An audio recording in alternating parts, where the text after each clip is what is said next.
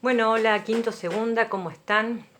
¿Cómo están llevando esta nueva etapa de esta cuarentena? Hemos vuelto a fase 1. Estamos en una época del año que es cierto que favorece a todo tipo de otras enfermedades respiratorias, por lo tanto hay que cuidarse mucho más a nosotros y a nuestros seres queridos. Así que continuamos en cuarentena. Quería decirles que la verdad conocemos nosotros los adultos o vemos lo difícil que debe ser para ustedes, eh, bueno, haber interrumpido su vida social, haber interrumpido sus lazos por fuera de las redes, pero la verdad se le están bancando como pocos. Así que bueno, yo creo que si seguimos así, pronto vamos a volver a poder estar todos en la calle otra vez. Dicho esto, también agrego que estamos llegando a la primer mitad de este año tan complejo. Y la verdad que estamos llegando bastante enteros y enteras. Y bueno, aprendiendo muchísimo, sobre todo de qué es la solidaridad. Que la solidaridad implica darle al otro lo que el otro necesita, no lo que yo le quiero dar. Y hoy lo que tenemos que dar justamente son máximos cuidados hacia nosotros para que el resto esté mejor. Así que dicho esto, hoy tenían que estar entregando la integración sobre el tema de la intervención de los Estados Unidos en la región. Como Estados Unidos, a mediados del siglo XX, comienza a intervenir de forma desmesurada en distintas economías, principalmente de América Central. Trabajamos también con el caso de Bolivia, el caso de Guatemala y el caso de Cuba. Ustedes habrán visto o quizás saben o se enteraron cómo fue el caso cubano a partir de la Revolución Cubana en 1959, liderada por Fidel Castro, acompañada por el Che Guevara, Camilo Cienfuegos, Raúl Castro, el hermano de Fidel, y otros revolucionarios que lo que querían era que la isla dejara de ser este apéndice o, como dicen muchos, prostíbulo de los Estados Unidos. Todo lo ilegal en Estados Unidos transcurría en la isla hasta la llegada revolucionaria que instala, entre otras cosas, un gobierno socialista. Y acá me permito explicarles un poco sobre socialismo, comunismo y capitalismo. La diferencia entre estos dos proyectos o modelos, si se quiere, tiene que ver con la propiedad privada o no de los medios de producción. Es decir, ¿quién es propietario de los medios de producción? Para la mirada capitalista, por supuesto, es propiedad privada y van a bregar porque así sea, que exista la propiedad privada. Para el modelo socialista o comunista, los medios de producción deben estar en manos del Estado o de la comunidad. Por eso son modelos antagónicos que se oponen completamente y van a entrar en esta lucha tan compleja. No nos olvidemos que en 1959 el marco general es la Guerra Fría, que se comienza cerca de 1945, cuando termina la Segunda Guerra Mundial, y es la lucha entre estas dos grandes potencias que representan a un modelo y otro, la Unión Soviética comunista y Estados Unidos capitalista. Una isla que está justo ahí abajo de los Estados Unidos adopta el modelo socialista. Por lo tanto, imagínense lo que va a hacer esto para los Estados Unidos. Un ataque permanente a la isla y lo primero que van a hacer es un bloqueo económico. Van a impedir que toda la región, que todo lo que es América Latina, Estados Unidos y Europa comercie con la isla. Por lo tanto, la isla va a tener que autoabastecerse con lo que tiene y esto dura así hasta 2005, que se hace acá el encuentro en Mar del Plata, donde están todos los líderes políticos latinoamericanos, incluso viene George Bush, que no es latinoamericano, y ahí se deciden todos estos líderes la apertura comercial con el hermano país de Cuba. ¿Bien? O sea, es una historia larguísima de sometimiento y de obligación de los Estados Unidos respecto de Cuba. Eso es lo que estamos terminando un poco ahora con la integración. Lo mismo va a suceder en Bolivia, lo mismo va a suceder en Guatemala y en el resto de los países de América Latina.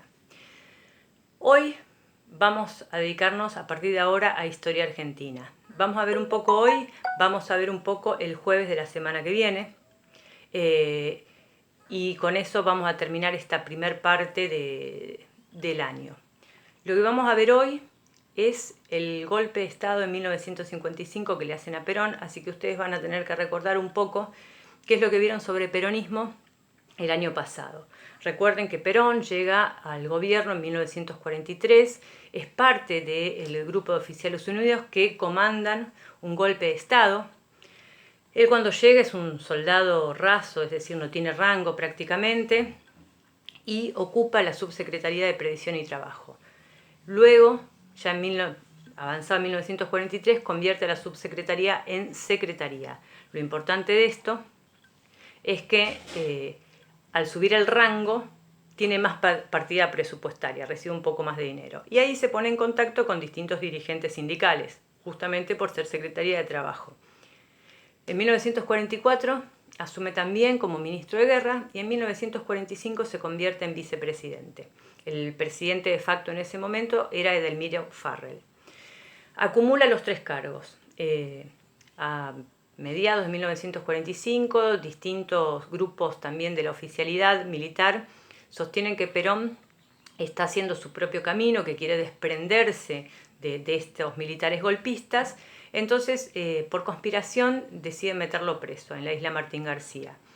Él alega que tiene una enfermedad pulmonar, vuelve para acá, para Buenos Aires, y finalmente el 17 de octubre de 1945, una masiva marcha popular pide que se libere a Perón. Perón efectivamente es liberado y ahí de alguna manera se consolida aquello que conocemos como movimiento peronista, es decir, esta unión entre un líder político y las bases populares. Bien, en febrero de 1946 son las elecciones, Perón gana con el voto masculino, porque todavía no existía el voto femenino, con un 52% de los votantes a favor, y comienza el primer periodo peronista, del 46 a 1952. En el medio, 1949, se sanciona una constitución completamente diferente a la que tenemos hoy, porque la que tenemos hoy fue redactada en 1853. Perón la transforma, la da de baja esa, crea una nueva constitución social. Desde 1949 hasta 1955, que hacen el golpe de Estado, y finalmente los militares golpistas vuelven a la constitución de 1853, que es la que está vigente hoy. Volviendo. 1946 a 1852 es la primera presidencia, es donde él está casado con Eva. Eva va a ser la primera dama.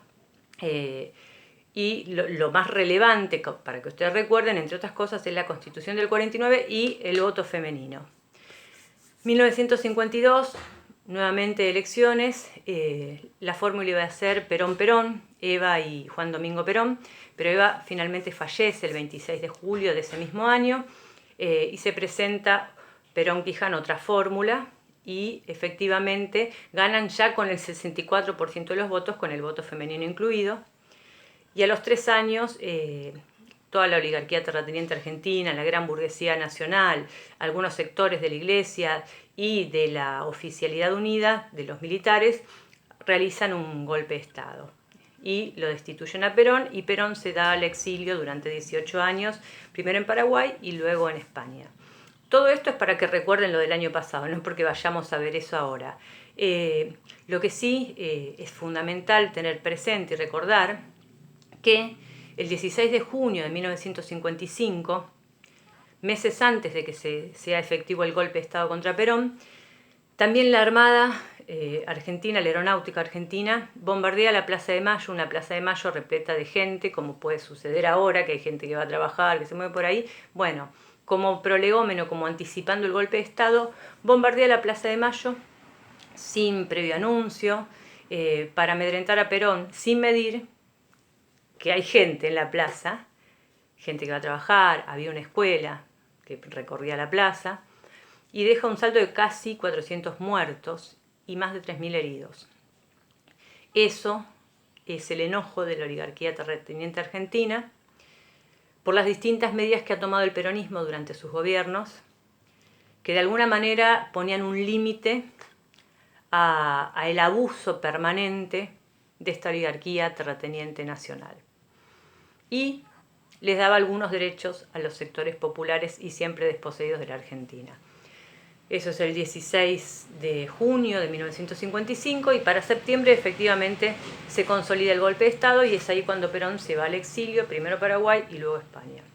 Bien, lo que vamos a trabajar ahora es justamente qué pasa a partir del bombardeo de Plaza de Mayo y qué sucede después del golpe de Estado.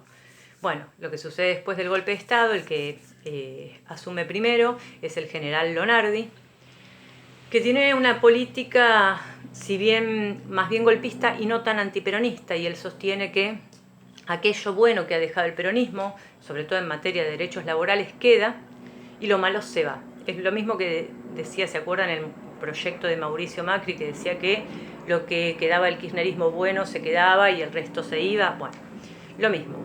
Pero esto no gusta a las fuerzas militares, entonces deciden poner a alguien que tenga mano más dura, y este va a ser el general Pedro Eugenio Aramburu. 3 meses después asume Aramburu. Las frases que caracterizan a uno y a otro es ni vencedores ni vencidos, dirá siempre el general Lonardi. Y sostiene Aramburu que muerto el perro se acabó la rabia, así que Perón no tiene que volver, muerto Perón se acabará el peronismo. Bueno, cosa que efectivamente no fue así. ¿Qué es lo que hace qué es lo que hace Aramburu para profundizar la muerte del peronismo? El decreto 4161, donde se prohíben todo tipo de manifestaciones y simbología peronista. No se puede cantar la marcha, no se puede hacer la B de la Victoria, que queda relacionada directamente con el peronismo. No se pueden tener fotos de Eva de Perón ni en tu casa ni en la billetera. Es decir, todo tipo de expresión que pueda ser vinculada al peronismo queda prohibida y penada por la ley, con multas y arresto. Los sindicatos se cierran, desaparecen completamente y se encarcelan a todos los líderes peronistas. El peronismo, porque digamos que prohíban el peronismo no quiere decir que no siga existiendo peronistas. Van a tener como 3 reacciones.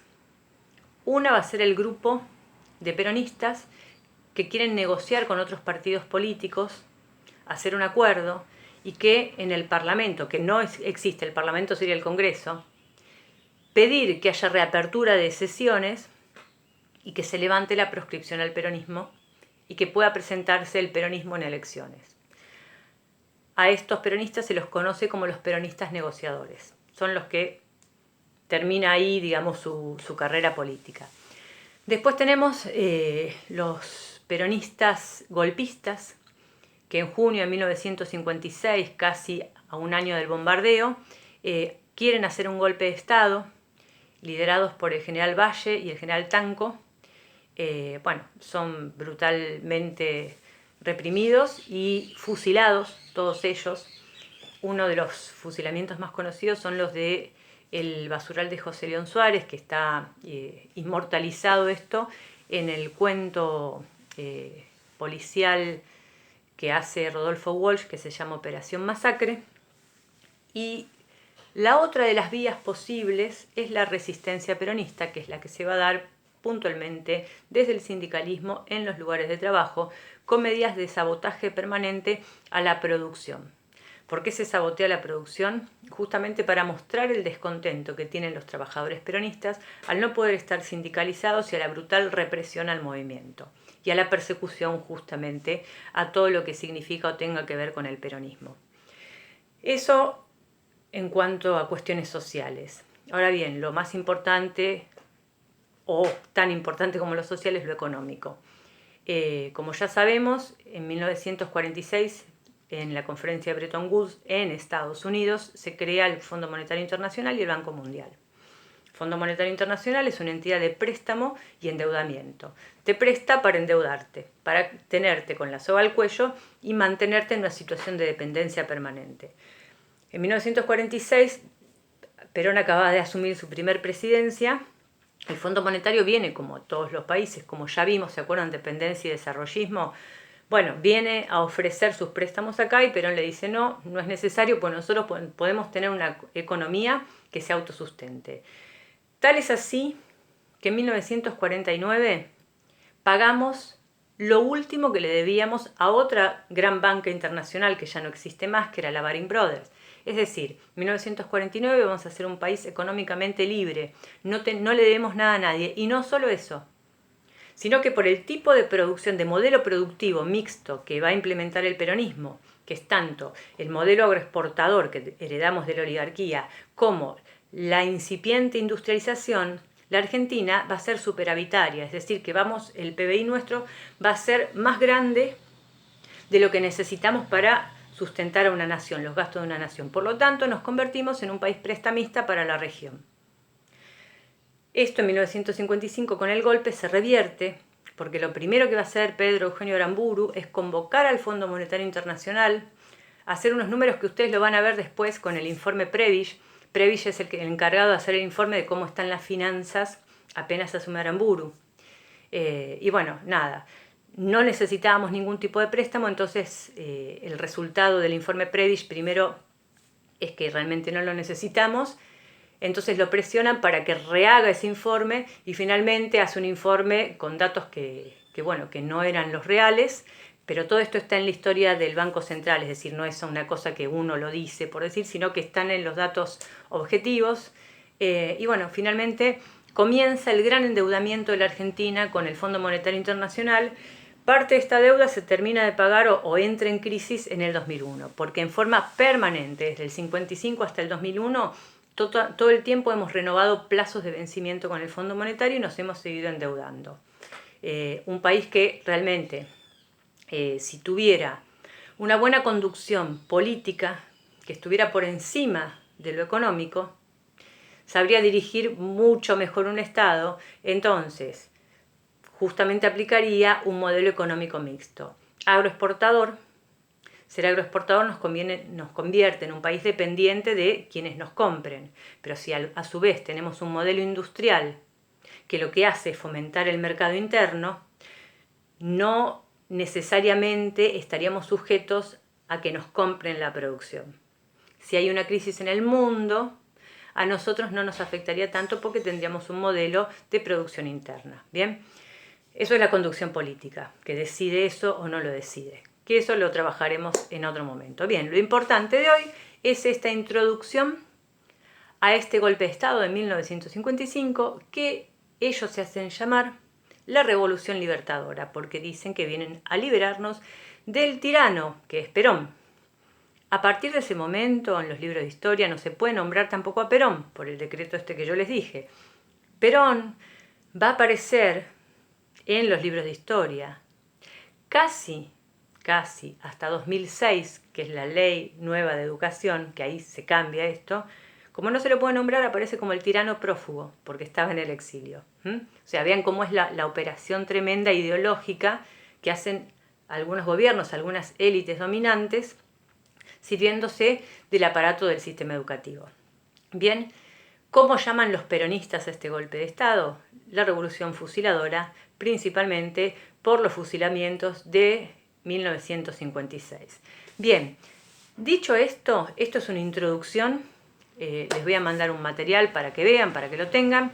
Yo les dije el jueves que viene no, es feriado, es 9 de julio, ¿sí? Recién el viernes nos vamos a reencontrar. Les voy a dar una actividad que la van a entregar el último viernes y va a ser muy, muy breve, porque empiezan las vacaciones de invierno que tanto estamos esperando, tanto ustedes como yo. Bueno, les dejo un saludo enorme. Espero que terminen de ver el video, que sé que es largo, pero es una clase un poquito más amable que la escrita seguramente.